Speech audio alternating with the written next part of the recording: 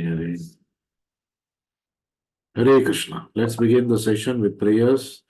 Namo Vishnupadaya Krishna Preshtaya Bhutale Srimate Bhakti Vedanta Swamin Iti Namine Namaste Saraswate Deve Gauravani Pracharine Nirvishesha Shunyavadi Paschatya Deshatarine Jai Shri Krishna Chaitanya Prabhu Nityananda Shri Advaita Gadadhara Srivasadi Gaura Bhakta Vrinda Hare Krishna Krishna Krishna Hare Hare Hare Rama Hare Rama Rama Rama Hare Hare Shri Shri Radha Vrindavan चंद्र की जय। श्री श्री गौर निताय की जय। जगत गुरु श्री प्रभुपाद की जय। श्री भगवद गीता की जय। हरे Krishna.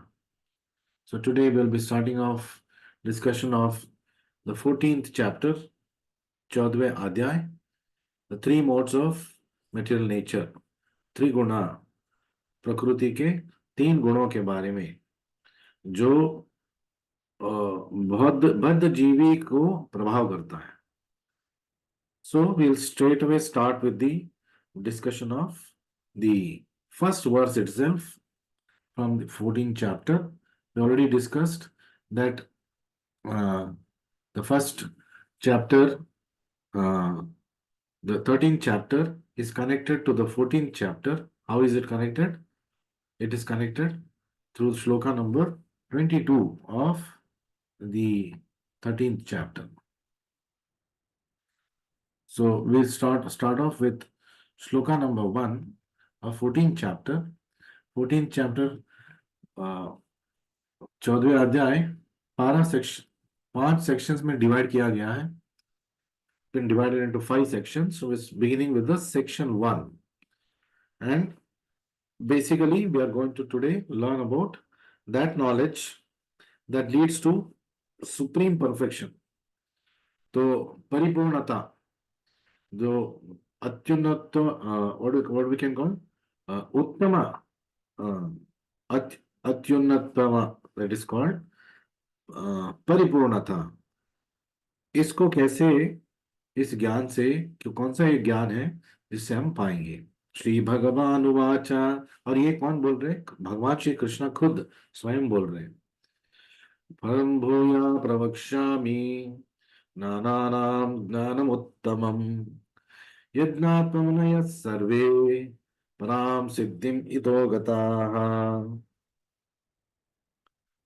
So the blessed Lord said, Shri भगवान उवाचा, भगवान बोल रहे हैं, again I shall declare to you this supreme wisdom, परम भूया प्रवक्ष्यामि. मैं फिर से आपको बता रहा हूं अर्जुना. क्या बता रहे हैं? दिस सुप्रीम विजडम, ज्ञानानम ज्ञानम उत्तमम, सबसे उत्तम ज्ञान है, उसके बारे में मैं फिर से आपको बता रहा हूं. The best of all knowledge, knowing which all the sages have attained to supreme perfection, yet gnatva munaya sarve param siddhim ito gataha. ये ज्ञान पाने के बाद सारे ऋषि और मुनि पराम सिद्धि, मतलब उन्होंने अत्युन्नतोत्तम सिद्धि, मतलब उत्तम सिद्धि उन्होंने पाया. सो 7वें अध्याय में हमने पढ़ा था कि भक्ति योगा का जो पहलू है भगवत गीता में, वो प्रारंभ हुआ 7वें अध्याय से. 7वें अध्याय से 12 अध्याय तक, मतलब from 7th chapter to 12th chapter, Shri Krishna in detail reveals the absolute truth. और इस अध्यायों में 7 से 12 तक Krishna has taken us through a journey of bhakti yoga. Now the lord himself is further enlightening Arjun. अब फिर से भगवान खुद स्वयं अर्जुन को ज्ञान से प्रकाशित कर रहे हैं. If one understands this chapter through the process of philosophical speculation, he will come to an understanding of devotional service. तो अगर कोई इस अध्याय को और 7वें अध्याय से 12वें अध्याय तक समझेगा पूर्ण तरीके से, तत्वतः परिपूर्णता से समझेगा, he will at once come to understanding of devotional service. भक्ति अ, सेवा क्या है, उसको ये ज्ञान उनको मिलेगा. In the 13th chapter, it was clearly explained that by humbly developing knowledge, one may be possibly freed from material entanglements. तो अज्ञान हमारे भौतिक बंधन का कारण है, तो और ज्ञान हमारी भौतिक विमुक्ति का कारण होगा. It has also been explained that it is due to the association with modes of nature that the living entity is entangled in this material world. तो इस भौतिक जगत, इस भौतिक दुनिया में जीव बद्ध क्यों है? जीव बद्ध है त्रिगुणों के, वो त्रिगुणों के जाल में फंसा हुआ है. Now in this chapter, Supreme Personality explains what those modes of nature are. तो इस अध्याय में, इस अध्याय का नाम क्या है? Three modes of nature.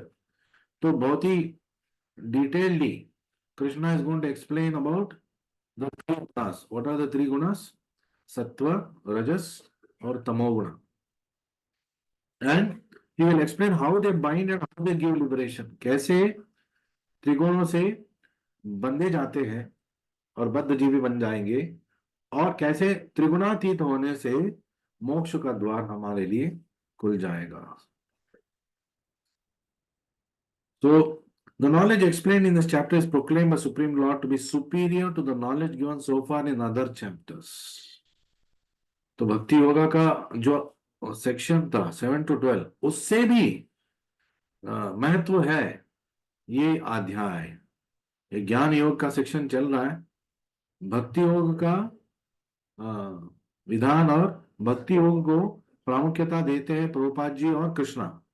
लेकिन वो स्वयं बोल रहे हैं कि भक्ति योगा का जो अध्याय थे उससे भी गहरा आपको ज्ञान अभी इस अध्याय में मिलेगा. आपको समझ आएगा कि कैसे एक जीव बद्ध जीव बन गया है, कैसे त्रिगुणों से वो बंधा गया है इस भौतिक जगत में. How he has got tied up with this material world. So when we know how we have got tied up, it becomes easier for us to untie.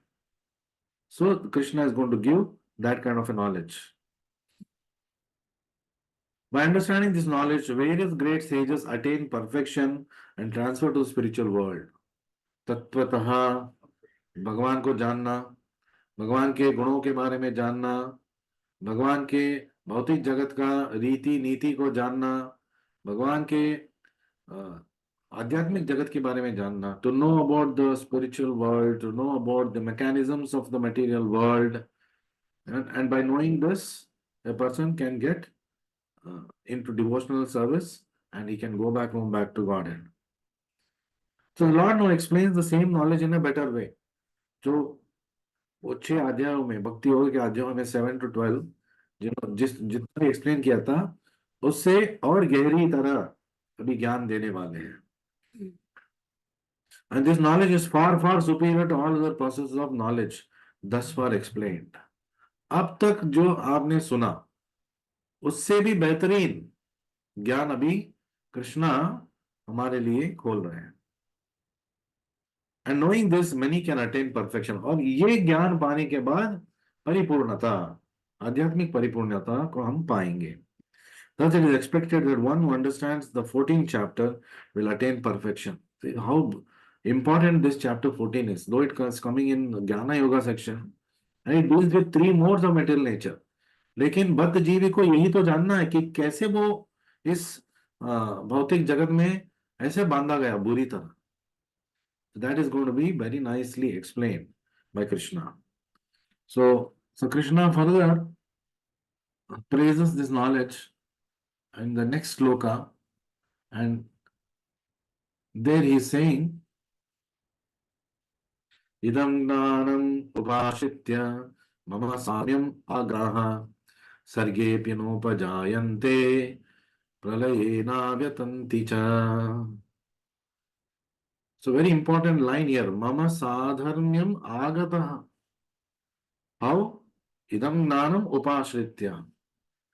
यदि अभी कोई इस ज्ञान का आश्रय लेगा तो मम साधर्म्यम आगतः, what does it mean?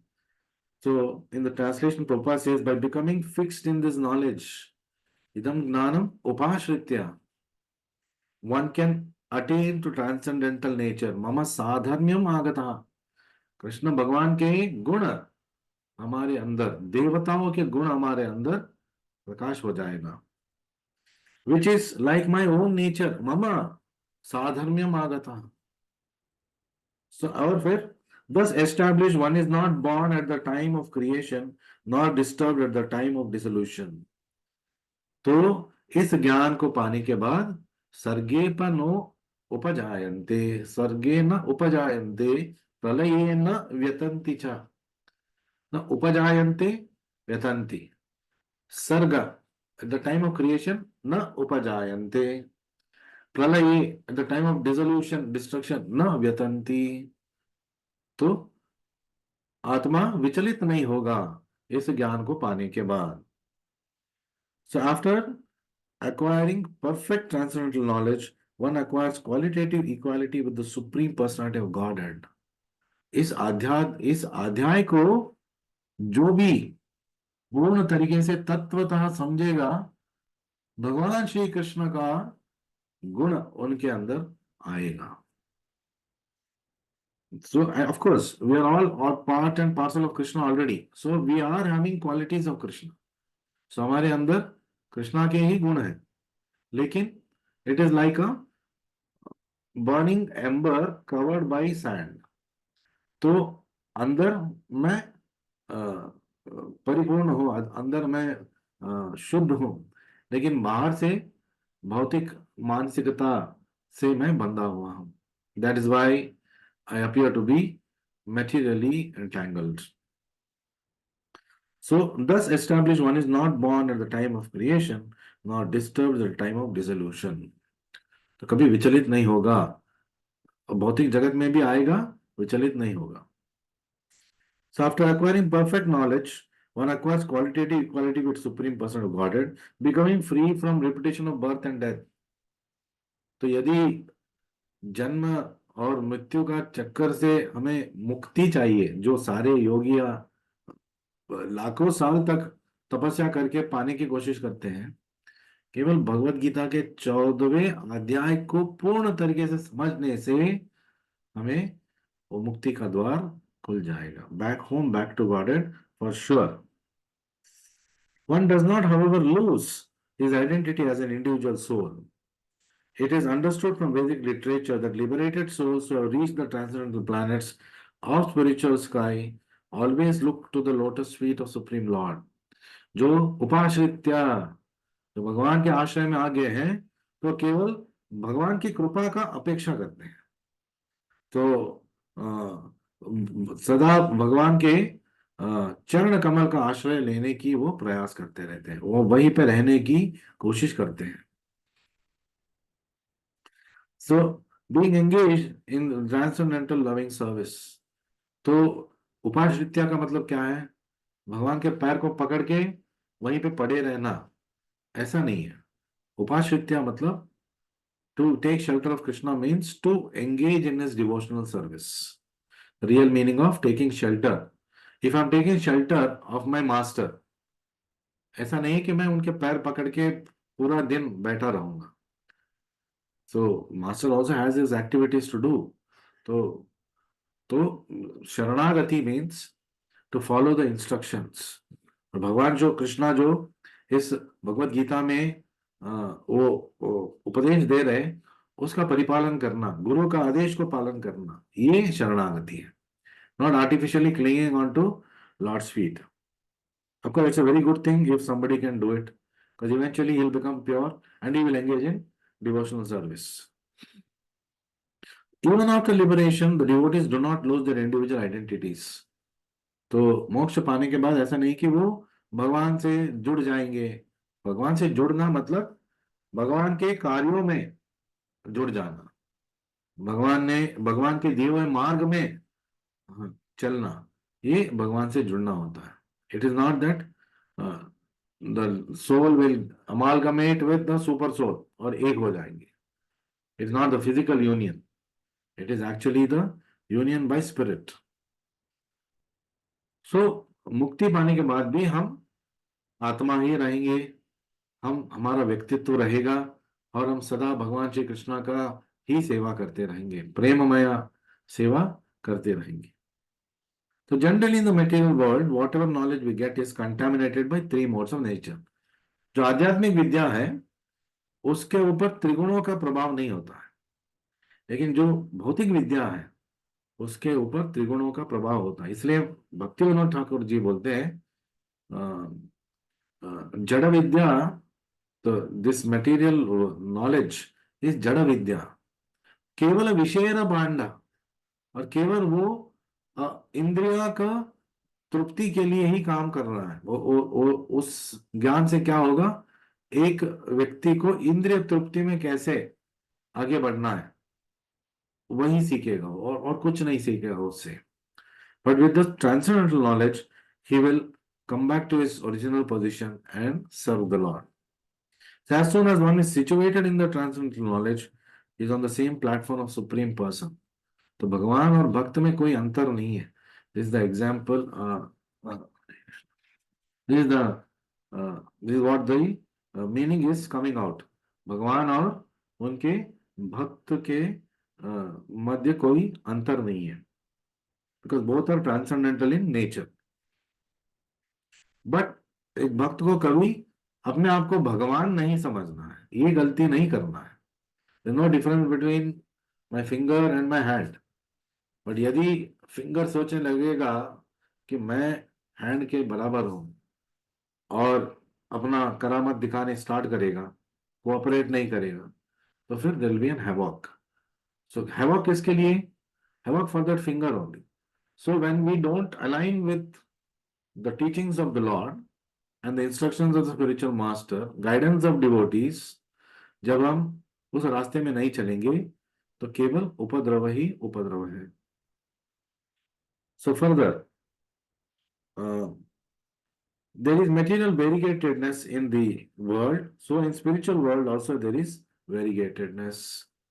तो भौतिक जगत में भी अनेक अनेक जीव जंतु राशि है, और आध्यात्मिक जगत में भी we see varieties of everything. Those in ignorance of this thing that spiritual existence is opposed to material variety. तो मायावाद ये समझते हैं मायावादी की क्योंकि भौतिक जगत में विविधता है, आध्यात्मिक जगत में एकत्व होगा. मतलब वहां पे कोई डिफरेंस नहीं होगा, सब सब जुड़ जाएंगे, सब एक हो जाएंगे. The real meaning of becoming one, all Indians are united. इसका मतलब एक है सब चिपक गए. United मतलब their goals are aligned towards the national interests. That is what it means. So when we become one with God, it means my life, my existence is aligned. मेरा अस्तित्व भगवान के उपदेश का पालन करने के लिए और भगवान की प्रेममय सेवा करने के लिए हम प्रयास करेंगे. So in the spiritual sky one attains spiritual form. आध्यात्मिक जगत में जब हम जाएंगे तो हम इस भौतिक जगत देह से के साथ नहीं जा सकते. हमारा आध्यात्मिक शरीर स्वरूप सिद्धि जो बोलते हैं उस शरीर के साथ हमें आध्यात्मिक जगत में प्रवेश मिलेगा. And there are spiritual activities and there is spiritual life which is called devotional life. Spiritual life means devotional life. Spiritual life is not ritualistic life. Spiritual life means devotional life. भक्तिमय सेवा जिसमें हो वही भक्तिमय जीवन है. To obtain such knowledge one must develop all spiritual qualities. तो यदि हमें पूर्ण तरीके से आध्यात्मिक ज्ञान का प्रकाश चाहिए तो we have to start acquiring those qualities. That is why it is mentioned we have to start refraining from getting excessively materially entangled. So chanting of Hare Krishna mantra जपा करने से भौतिक उलझनों में बहुत फंसने से बच जाएंगे, और 4 नियमों का पालन करने से it becomes easier for us to walk the path of spiritual life. So what are the 4 regulative principles, no meat eating, no gambling, no illicit sex, and no intoxication. So many people think these are all simply restrictions. We have to enjoy our life. हमें तो खुशी चाहिए और इसमें हमें खुशी मिल रहा है, क्यों हमें रोका जा रहा है? क्योंकि these are all full of रजोगुण एंड तमोगुण। और जो आनंद रजोगुण और तमोगुण में मिलेगा, पहले पहले बहुत आनंद मिलेगा, सुख का भास होगा, फिर धीरे धीरे वो आनंद विष बन जाएगा, एक अग्नि बन जाएगा जो हमें भस्म कर देगा। We will forget who we are, we forget our constitutional position. जैसे कि मैं ट्रेन में बैठ गया, मैं दिल्ली जाना चाहता हूँ, लेकिन ट्रेन में मैं इधर उधर भटक गया, इन लोगों से उन लोगों से उलझ गया, और दिल्ली पहुंचने से पहले मैं कहीं पे उतर गया और उनके रास्ते पकड़ लिया। So it's a big loss for him because he had to go to Delhi. That was his destination. But he got down and he got deviated. So all this happens when somebody doesn't follow the four regulative principles, and more so when somebody doesn't chant Hare Krishna mantra. So chanting Hare Krishna mantra is the solution for all the troubles that we are facing, both materially and spiritually. Because spiritually there are no troubles. The spiritual troubles are material impositions.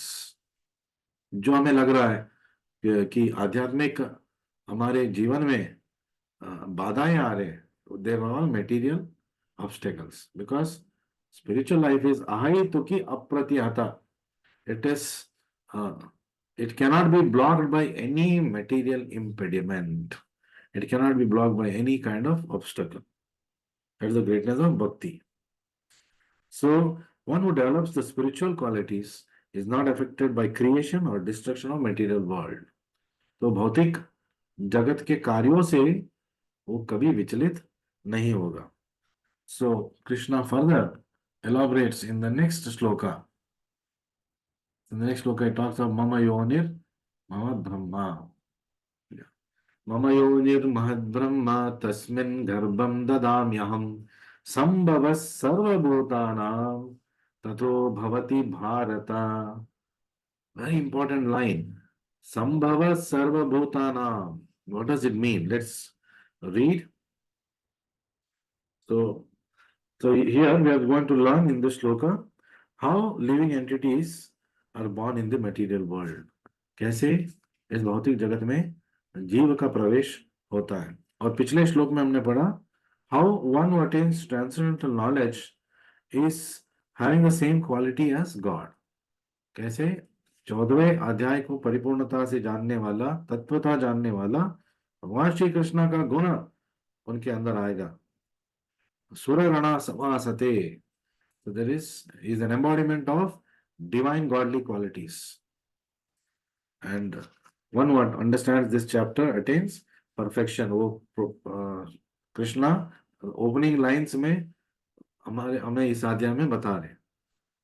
So what does this shloka mean? The total material substance called Brahman, Mama Yonir Mahad Brahma, is a source of birth.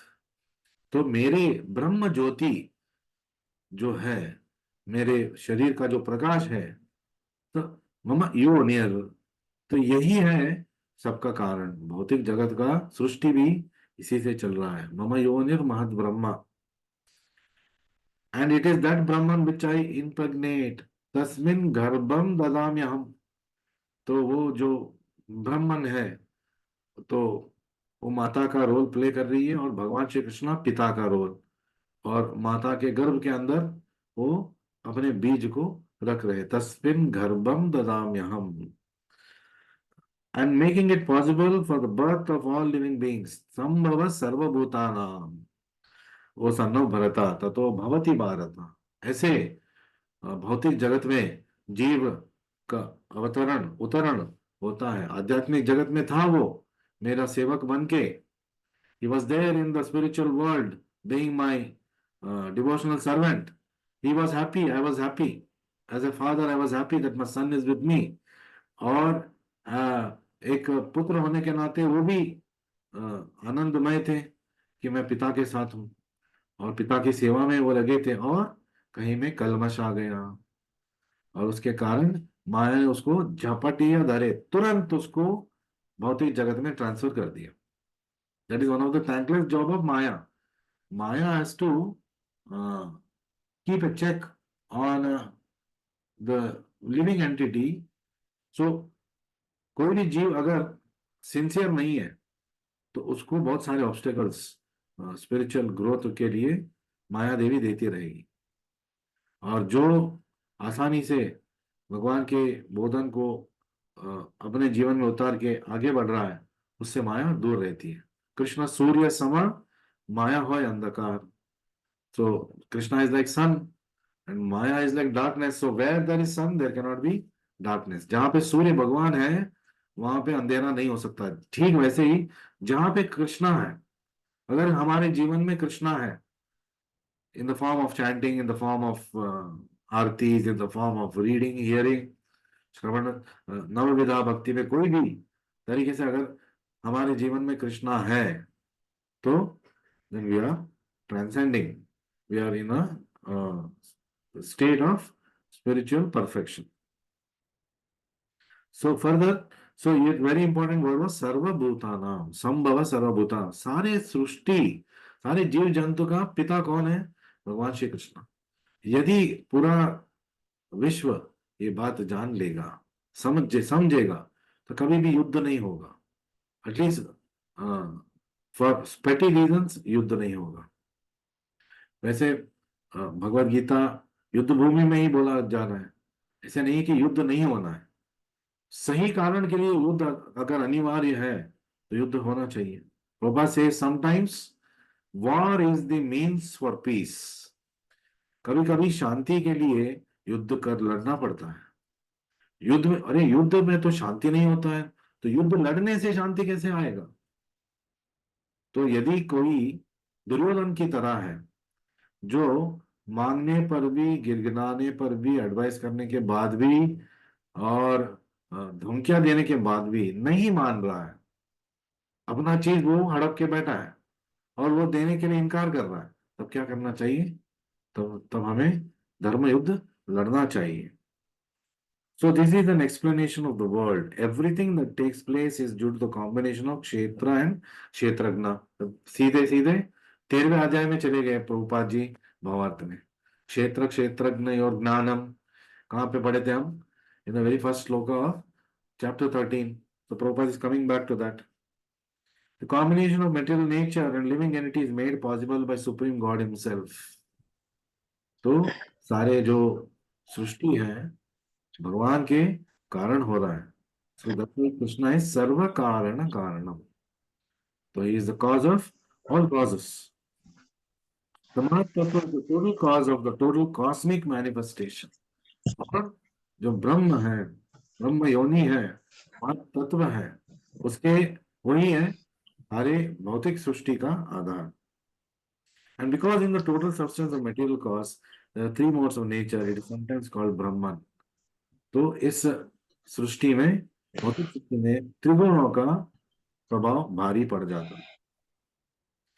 The Supreme Person of Godhead impregnates the total substance and thus innumerable universes become possible. तो अरबों अरबों अनगिनत ब्रह्मांड कहाँ से उत्पत्ति हो रहा है? भगवान श्री जार लगे चोर कृष्ण के द्वारा, भगवान के कृष्णा के माध्यम से वो हो रहा है। So Krishna is the father of everything that exists. The Mahat Tattva is the cause of total manifestation. The Supreme Personality of Godhead impregnates the total substance and thus innumerable universes become possible. तो महत तत्व का गर्भ में जब कृष्ण अपना ऊर्जा छोड़ते हैं तो वहां से सृष्टि होता है। This total material substance, महत तत्व, is described as Brahman in Vedic literature. तो महत तत्व को ब्रह्म, ब्रह्मन, ब्रह्म ज्योति ये भी बोलते हैं। So into that Brahman, the seeds of living entities are impregnated by Supreme Person. और उस महत ब्रह्मन, महत तत्व के अंदर गर्भ धारण कराता है कृष्ण। जीव जंतु का उत्पन्न वहां से होता है। The 24 elements beginning from earth, water, fire, air, ether, that is the the 5 gross elements, 3 subtle elements, फिर उसके बाद अनेक सारे हम गिन सकते हैं। The elements, it becomes 24 elements, they are called as महाब्रह्मन और ग्रेट ब्रह्मन, और इट इज कॉल्ड एज निसर्गा, मटेरियल नेचर। द स्कॉर्पियन, एक वृत्तांत देते हैं Prabhupada, scorpion lays its eggs in the piles of rice. Why is it saying this? And sometimes it is said that the scorpion is born out of rice.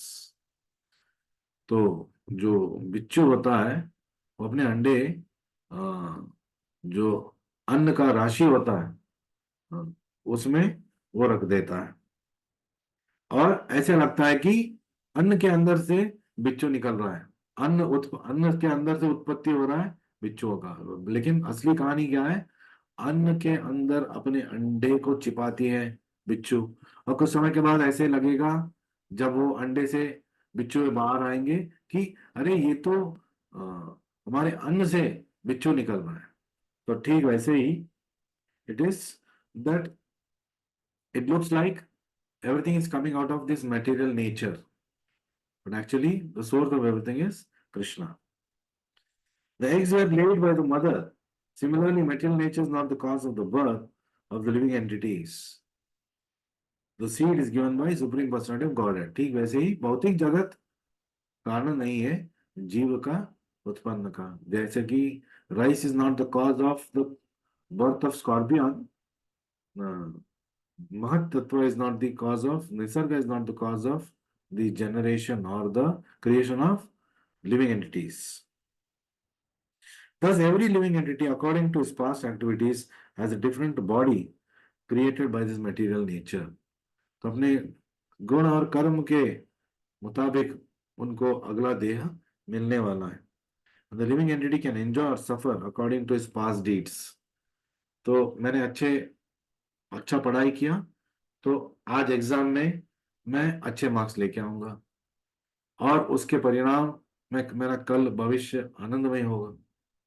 So if my past deeds determines my current result. बहुत लोगों का शीला प्रभुपाद आश्रया interviews are going on, और अगर आप लोगों ने अच्छी तरह तैयारी की है तो there should be no reason why you will not clear and be eligible to write the written test. So Krishna is the seed-giving father of all living entities. So we're starting to get a deep personal, we'll get to know deep personal things about Krishna. How Krishna is the cause of all living entities because he's a seed-giving father. हम बीज प्रदप पिता, ऐसे कृष्ण भगवान कहीं भगवत गीता में कहीं और बोलते हैं। We'll try to do one more shloka, short purport. Shloka number 4, so that we get in alignment with the completion of the first section itself. Sarvayonishu kaunteya murtaya sambhavanti ya tasam brahma mahadionir aham bija pradapita। aham bija pradapita किसका? सर्वयोनिषु, सारे जीव जंतु का, सारे योनियों का सृष्टिकर्ता कौन है? Krishna is telling Aham bija pradapitaha. I am the seed giving father. It should be understood that all species of life, Sarvayonishu, was son of Kunti, Kaunteya. They are made possible by birth in this material nature. Murtaya Sambhavantiya. And that I am seed giving father. और उनका संभवंती कैसे हो रहा है? ऐसे लग रहा है कि वो ब्रह्म ज्योति से, महाद्योनिर से उत्पन्न हो रहा है। तो but Krishna is telling, aham bija pradapita. I am the scorpion that has laid the eggs, but it looks like the rice pile is giving birth to the baby scorpions. ठीक वैसे ही महाद्योनि का सृष्टिकर्ता भगवान श्री कृष्णा है, और उस महाद्योनि में भगवान श्री कृष्णा ने हम बीज प्रदपिता गर्भदान करा दिया है। तो ऐसे लगता है कि महद तत्व ही कारण है सृष्टि का, लेकिन असल में कौन कारण है? भगवान श्री कृष्णा। सो and I am the seed giving father. In this verse it's clearly explained the supreme person of Godhead Krishna is the original father of all living entities, sarva yonishu kaunteya. Not only Bharata Yonishu Kaunteya, not only Bhakta Yonishu Kaunteya, every every living entity, Sarva Yonishu Kaunteya, Sambhavanti Murtayah. So Krishna is taking that to the next level. This knowledge is now showing us, enlightening us with that all things are because of me. Sarva Karana Karanam. मैं ही सब कुछ का कारण हूं. So here Prabhupada says living entities are not only present on this planet, they are present in every planet. Krishna uses the word sarvagataha आत्मा के लिए. कहीं पे भी रह सकता है क्योंकि उसको आयुध से काट नहीं सकते, अग्नि से जला नहीं सकते, पानी से गीला नहीं कर सकते, वायु उसको सुखा नहीं सकता और हम उसको डिवाइड नहीं कर सकते. कहीं पे भी वो रहेगा. So the living entities are combinations of the material nature and spiritual nature, and they are seen in every planet. Sarvagataha. So scientists are trying to think: is there life on Mars? बिल्कुल है. Is there life beyond that also? Yes, it is there. Living entities are there everywhere. सर्वगतः का मतलब यही होता है. तो ऐसा नहीं कि भगवान भूल गए और मतलब कुछ ज्यादा ही बोल दिया. सर्वयोनिषु. क्या सर्वयोनिषु? हम समुद्र को देख रहे हैं, हमें तो कुछ नहीं दिखा रहे हैं, सिर्फ समुद्र का लय आ रहा है. जो समुद्र के तट में बैठ के समुद्र को देखेगा वो नहीं जानता कि समुद्र के अंदर क्या क्या छुपा है. कैसे कैसे बड़े बड़े तिमिंगल छुपे हैं, कैसे कैसे मतलब जीव जंतु हैं वहां पे. वो बाहर बैठ के धूप सेक के उसको देखने से नहीं मिलेगा. उसके अंदर पहुंच, उसके अंदर जाना पड़ेगा, तब उसको दिखाएगा अच्छे समुद्र के अंदर ये सब होता है. तो this is how we should understand this. We should not just sit on the fence और sit at the beach and try to judge the ocean. If you have to know the ocean, you have to get into the ocean. Or at least you should meet a person who knows the ocean and who can teach you what ocean is all about. So all these appearances are due to mother material nature and Krishna's seed giving process. Because mother's role is also there. Father's role is significant, but mother's role is also there. So the purport is that living entities being impregnated in the material world come out and form at the same time of creation according to their past deeds. गुण और कर्म के आधार पे अगला योनि जीव को मिलने वाला है. तो इस जीव काल में हमें मानव श्रेय का शरीर मिला है और यद्यपि हमें इसको समझेंगे नहीं और इसका दुरुपयोग करेंगे तो कभी कृमि कीट बनना पड़ेगा, कभी एक जानवर की योनि में हमें जन्म लेना पड़ेगा. So to avoid that we'll have to be constantly engaged in devotional service of the Lord. So we come to the end of the time. You should always remember, therefore we should always be surrendered to Krishna. जो माया का दास है वो हमेशा उदास है और जो कृष्णा का दास है वो हमेशा बिंदास है. ये आपको याद रखना पड़ेगा. खुशियां ढूंढ रहे हैं, आनंद ढूंढ रहे हैं, कहाँ मिलेगा आनंद? कृष्ण के भक्ति में मिलेगा. जो ट्रू जेन्युइन हैप्पीनेस है वो भगवान की चरण कमल में, उनकी सेवा में ही